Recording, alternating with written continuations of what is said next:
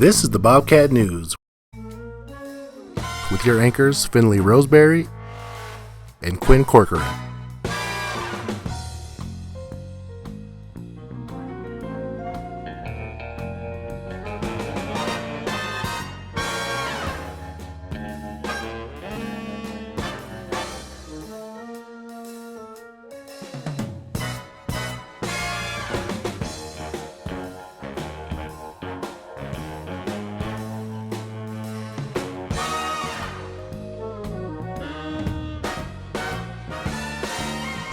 Where every Bobcat matters every day. Quinn here reporting for my last broadcast as anchor. Привет, Bobcats. It's your favorite anchor, Taco Cat. Since we had the school spelling bee this week, I have a riddle that involves spelling. There's only one word in the dictionary that is spelled wrong. What is it? Here are the outstanding future students with Caroline and Alex. Hey Bobcats, today I'm here with the 4th grade future student, Natalie. So Natalie, what kind of books do you like to read? I like to read Diary of a Wimpy Kid. Cool. Do you participate in any after-school activities like sports or music? No, not really. What do you enjoy doing outside of school? I like playing video games. Cool. And what do you like about Baldwin Creek? I like how it's just bigger and there's more things that you can do, like doing the Bobcat run thing and those pictures over there and over there. Okay, thank you. Hi Bobcats, I'm here with this week's 5th grade feature student, Justice. So Justice, what kind of books do you like to read? Maybe Diary of a Wimpy Kid books. Do you participate in any after-school activities like sports or music? I did basketball. What do you enjoy doing outside of school? Maybe soccer or football. And what do you like about Baldwin Creek? It has really nice teachers and... Thank you. The school spelling bee took place on Wednesday. The spellers in this final round were Alex, Asa, Cormac, Emery, Grace, Isabella, Jaden, Carly, Landon, Owen, Pruitt, and Rohan.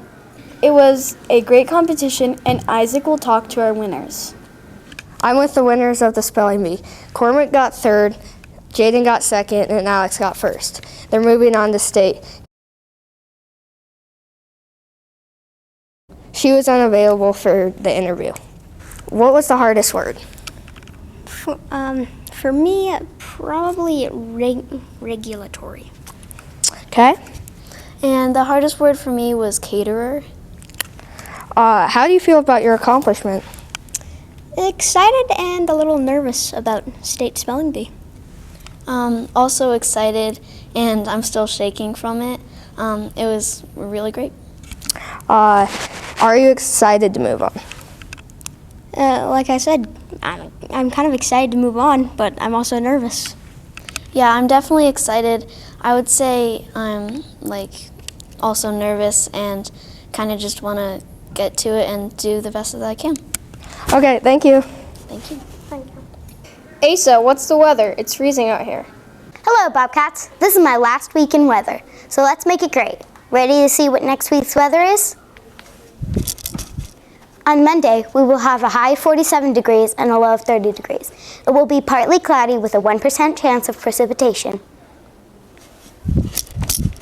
Tuesday will also be partly cloudy with a high of 53 and a low of 33. There's a 1% chance of precipitation. To continue with the weather, Wednesday has a high of 53 and a low of 33. There's a 2% chance of rain or snow. It will be partly cloudy again. Next, for Thursday, there will be a high of 49 degrees and a low of 26. It will have a 24% chance of precipitation. It will also be partly cloudy. Friday, we'll have partly cloudy weather again and a high and low of 36 and 16. There is a 24% chance of precipitation. It looks like it will be warmer next week, but still be prepared for changes in the weather. The weather can very quickly change. Bye! Here are sports with Emmett. Welcome sports fans, let's get into it. The state swim meet is in Laramie this weekend. Wish the swimmers luck. Wrestlers are on the mats in Casper, and hopefully our Bobcat wrestlers do well. Hockey players are going to be on the ice in Cody. The gymnasts are competing in Billings. We will have results next week. Soccer is starting back up. Many Bobcats may play. Climbers are climbing at the Rock Church on Friday this weekend. Climb high. Some results from the Gillette competition are Ella Joyce placed first and Claire Wagner placed fourth. Stay active, Bobcats, and let us know if you are participating in a sport that needs to be mentioned on the news. 4th grade is sciencing with crickets, so let's get the information with Emery, who is talking to Miss Steigers. Hi Bobcats, Emery here with Miss Steigers to talk about the cricket project. What is the cricket observation? Cricket observation is something that we do in science, and what we're doing is we're looking for the behaviors of the crickets that have to do with their 5 senses. What do you want your students to learn from this?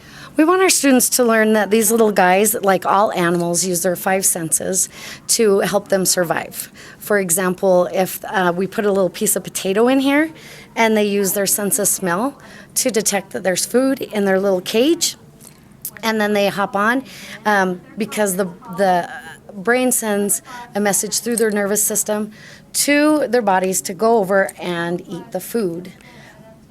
That helps them survive. My final question is, will you do this observation again? We will. It really helps the students understand and learn that all animals have to survive by using their 5 senses. Thank you. Thank you. Students are getting a little frustrated at recess with students who don't follow rules or make up some for the games. Nathan will talk with Miss Atnip about Gaga Ball, and Cassidy will talk with Mr. Barry about the 4 square rules and sportsmanship. Hey, Miss Atnip, mind if I ask you some questions? That's fine. All right, the first one is, I know that there are some people that are mixed up in the rules about Gaga Ball. Can you tell us the official rules for Gaga Ball, please? Gaga Ball is striking with one hand, and when you're out, you simply get out of the pit. There's no catching it on the outside of the pit and then getting back in. When you get down to 2 people, you can do a countdown to figure out who's left. Honesty is kind of like the biggest rule of the game, and if you're out, get out. All right, thank you. How do we show respect during Gaga Ball?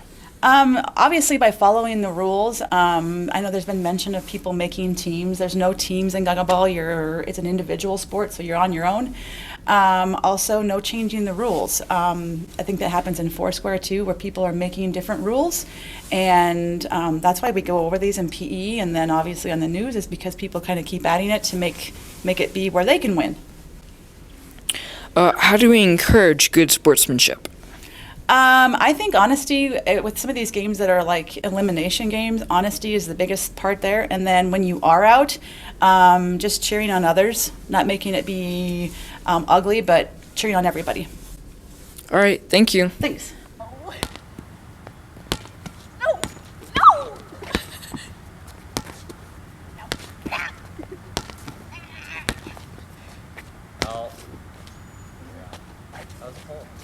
Hi Bobcats, I'm here with Mr. Barry to talk about the rules for 4 square and how we can show sportsmanship. So, how can you tell us the rules for 4 square?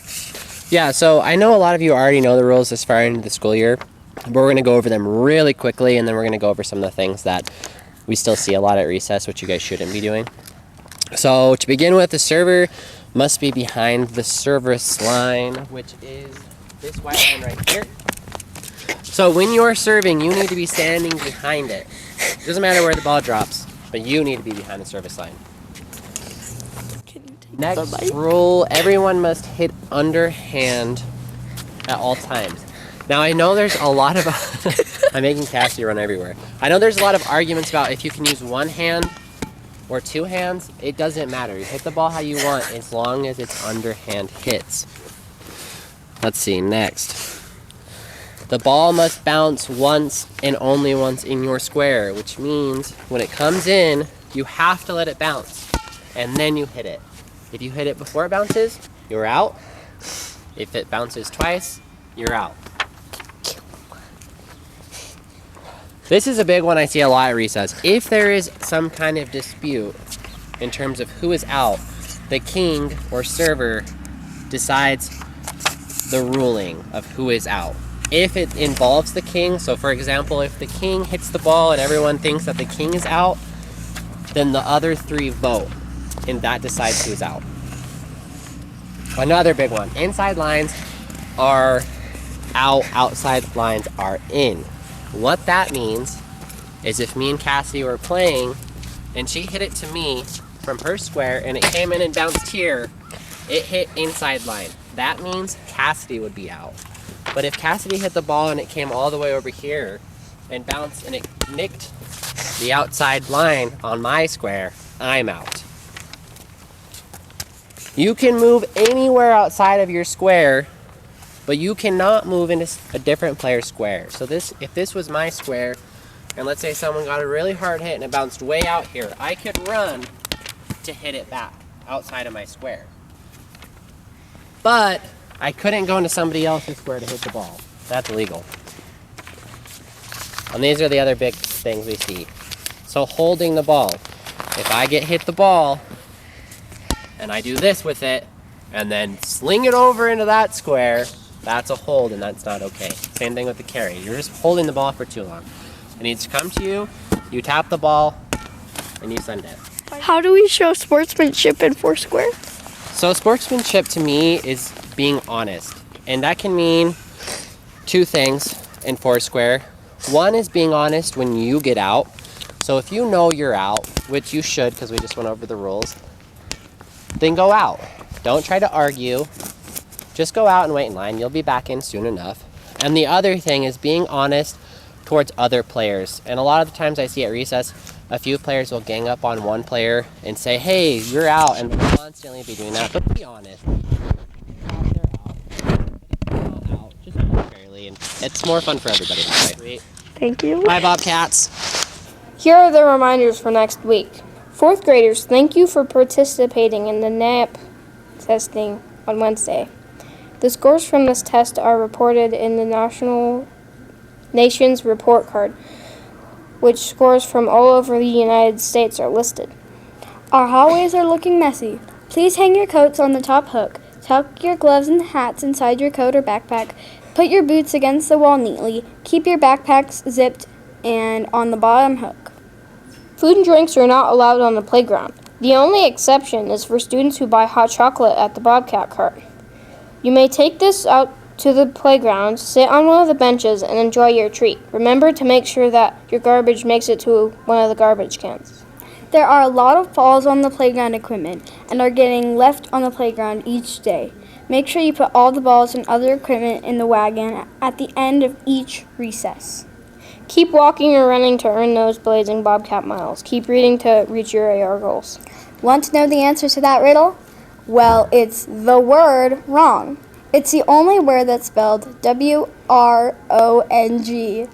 Farewell, and until next time, goodbye.